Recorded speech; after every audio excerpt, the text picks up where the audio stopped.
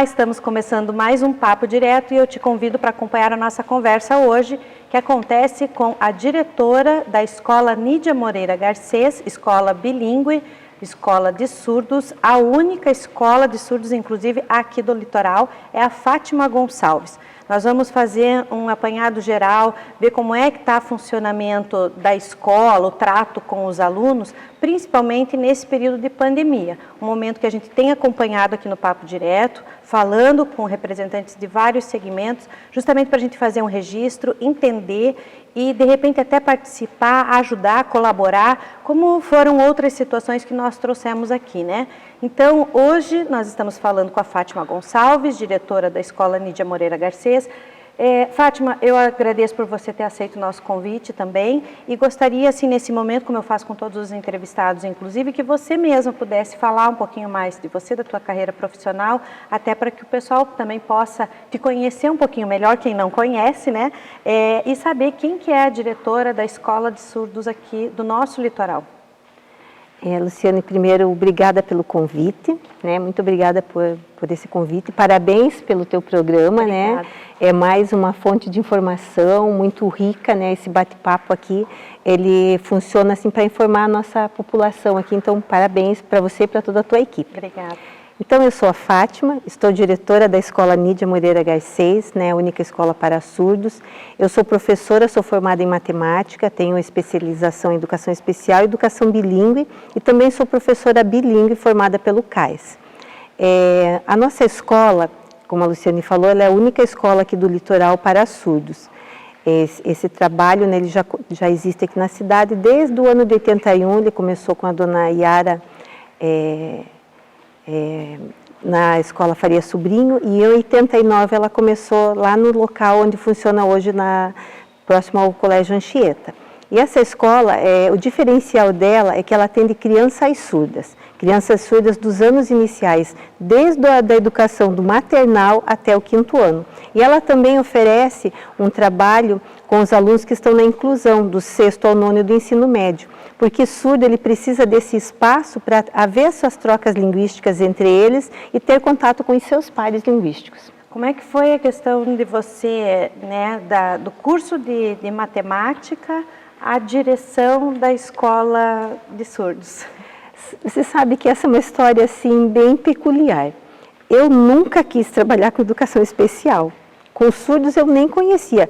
Na época eu fiz diferente assim, os estágios do magistério, né? Porque eu não tinha interesse em trabalhar com educação especial. E um dia estava na minha casa, a irmã Luzia, que era da Pequena Missão para Surdos, que tocavam a escola na época, me ligou se eu queria trabalhar na escola de surdos. A minha primeira resposta foi assim: eu não, Deus me livre. Você não tem nenhum surdo na tua família? Não, tá. Não tenho.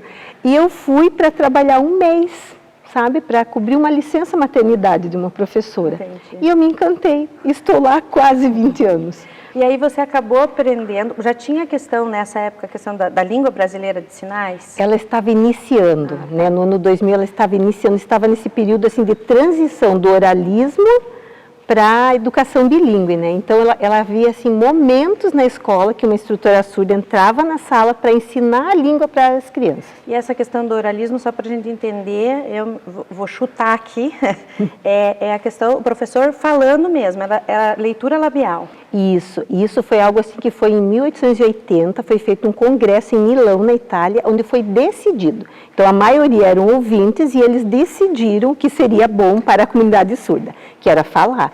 Porque eles entendiam o surdo como alguém deficiente, né? Não fala, não ouve, como que vai agir na sociedade? Então foi instituído isso. Isso ficou assim um século praticamente de obrigatoriedade. Mas entre os grupos, os surdos, a língua de sinais sempre transitou. Ali na escola, ela tem toda, né, uma história do oralismo, e os que são professores, hoje eles comentam que nos horários que eles iam ao banheiro, eles sinalizavam. Então, eles criavam seus sinais, mas no contexto da escola era a filosofia da época, né? Era a reabilitação da fala. Eles então já começaram a perceber a necessidade de se comunicar entre eles de uma outra forma. Como não existia fala, né? Eles não escutavam, a questão era através dos sinais. Isso. Mas aí eles iam criando, institucionalizando aqui. Será que é por isso que hoje a Libras, assim, tem alguns sinais, a mesma palavra? Eu sei que para o português também é assim, né? Se a gente for ver, vamos lembrar aqui, por exemplo, aipim. Aqui é aipim, uma coisa que eu lembro pelo menos. No Nordeste é macaxeira, se não me engano. Então, claro que a gente já tem isso na língua falada. Para Libras é também diferente, por exemplo, um sinal, imaginar, numa música que eu vi em inglês, eu vi um sinal assim. No Brasil é da mesma forma? Não, é diferente. Uhum. Porque a língua de sinais, ela não é universal. Então, cada país tem a sua. E no Brasil? E no Brasil, ela também respeita as variações linguísticas, como você falou, a questão da macaxeira, do aipim, da mandioca. Isso está presente, porque é língua. E aí eles vão ter que também aprender isso, de repente, na hora que precisa viajar, chegar num lugar, quer falar aquilo ali, tem que aprender que é outro sinal. Isso acontece conosco, né? Exato. A questão da vina e da salsicha, né? Eu acho que é algo bem peculiar, Verdade, assim, né? verdade. Cachorro quente com 2 vinas. O paranaense entende bem, mas saiu daqui já fica complicado. Então, na língua de sinais isso acontece. Então, isso eu acho, assim, algo muito rico. Porque ele mostra, né, para quem ainda tem preconceito, acha que ela é limitada, que ela se resume a gestos e apontamentos, não, ela é uma língua. Inclusive, esse apontamento, ele é um elemento gramatical dentro da língua de sinais. Então, assim, uma coisa é você conhecer de sinais e outra coisa é conhecer a língua de sinais. Nossa. E me diz uma coisa, Fátima, na questão da tua trajetória mesmo, desde que você foi para a escola, você começou dando aula, e chegar à direção, como é que foi também esse processo aí? Ele foi algo, algo assim, sabe, que às vezes eu paro e penso e vejo assim, nossa, Deus é fantástico, Ele é detalhista, né? Eu entrei para ficar 1 mês, a professora não quis retornar por conta do seu bebezinho, então eles falaram, Fátima, você quer ficar? E nesse 1 mês eu já havia me apaixonado, eu comecei com a educação infantil, os alunos tinham assim de 2 a 3 anos. Falei, quero sim. Então, trabalhei por um tempo na educação infantil, daí surgiu uma vaga no período da manhã, eu fui convidada, até por conta da minha formação em matemática, eu trabalhava no apoio, que eram para os alunos do 6º ao 9º do ensino médio. Então, eu ajudava com a disciplina de matemática, química e física, né, esses alunos ali todos. E nessa época também, eu dei aula no Anchieta, que é ali próximo, a convite da sua mãe, que era pedagoga lá, coordenadora, né? E assim fui caminhando. Depois veio o convite para ser pedagoga da escola, né? Que na educação especial usava-se o termo coordenadora, né? Então eu fui por um tempo coordenadora, junto com a Vilma Maria Carvalho, que era diretora, assim, que foi alguém assim que me guiou ali dentro da educação de surdos. E depois, quando ela precisou pegar suas licenças prêmios, ela falou, Fátima, você fica no meu lugar. Só que ela já estava me treinando para quando ela se aposentasse. Essa que é a visão de um líder, né? Isso é fantástico, né, Luciana? Isso é fantástico. Então, assim, todas as reuniões ela me levava, reuniões no núcleo, que não tinha nada a ver, assim, mesmo enquanto eu era professora, ela sempre falava, vamos comigo, tem uma reunião em tal lugar, vamos comigo. Então, eu fui transitando nesse meio. E nessa época eu já estava completamente apaixonada por essa educação de surdos, né? Que eu não queria entrar, mas hoje não consigo me ver fora desse espaço. Você falou que você aceitou o convite inicialmente para ficar 1 mês, porque era a licença maternidade. Quanto tempo você está lá na escola? Vai fazer 20 anos. Que coisa, hein? Vai fazer 20 anos. E você estava falando justamente, hoje quantos alunos a escola tem? Hoje nós estamos com 44 alunos.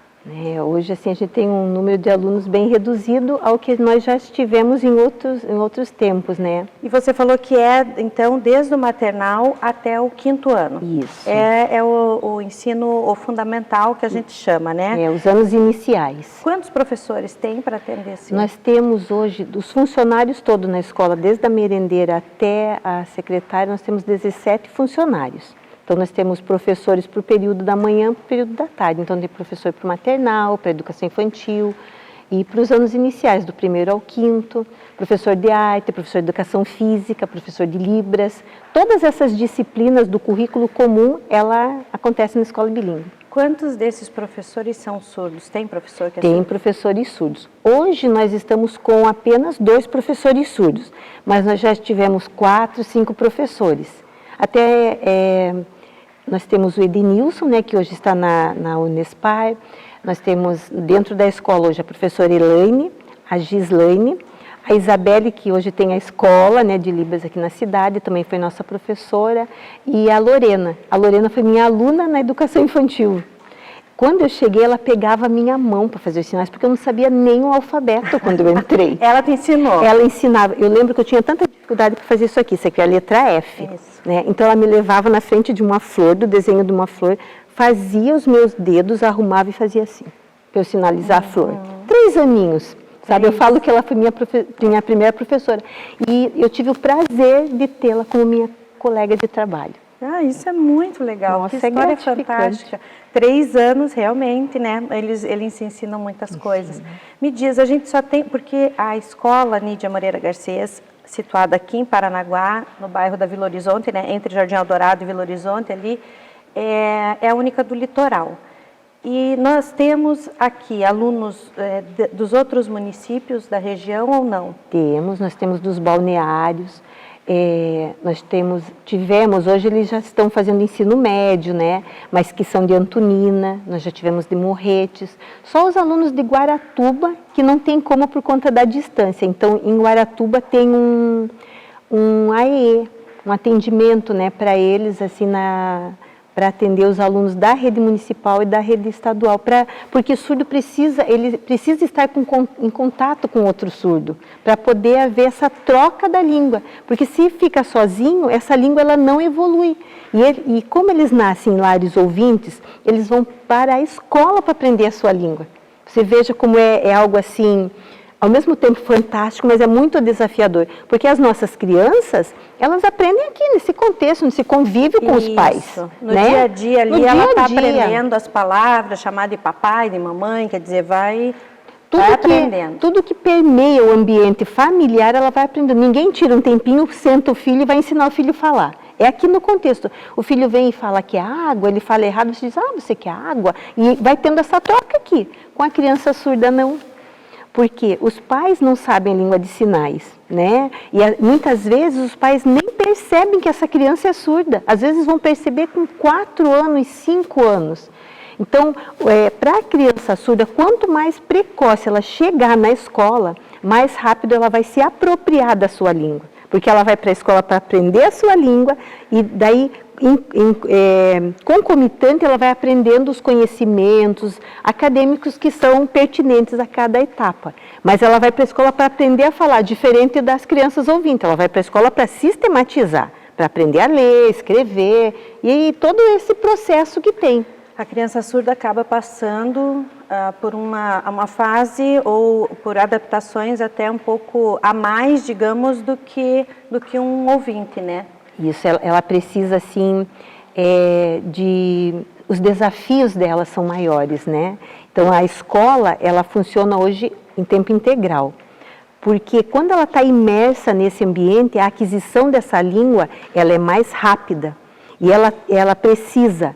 É uma coisa assim, que eu gostaria que ficasse muito claro, assim, criança surda precisa estar convivendo com outras crianças surdas. E a gente vai entender melhor, inclusive, por que é que você defende isso. Nós temos um vídeo também bem rápido para passar, a gente vai passar no próximo bloco, mostrando um pouquinho da realidade, um exemplo, né, desse dia a dia antes da pandemia.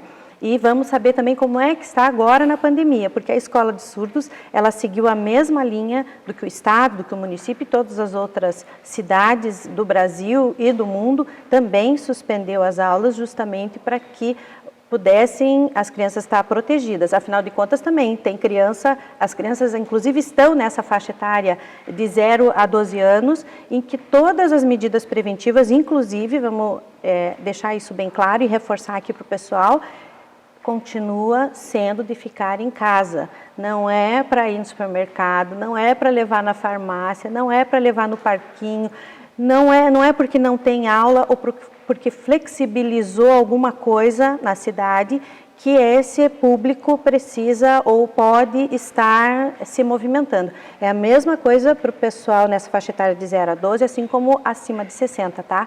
Vamos lembrar disso aqui. Mas a gente vai trazer, então, mais essas informações no próximo bloco. Papo Direto para dar só uma paradinha, um intervalo rápido, e eu te aguardo no próximo bloco. A gente volta já.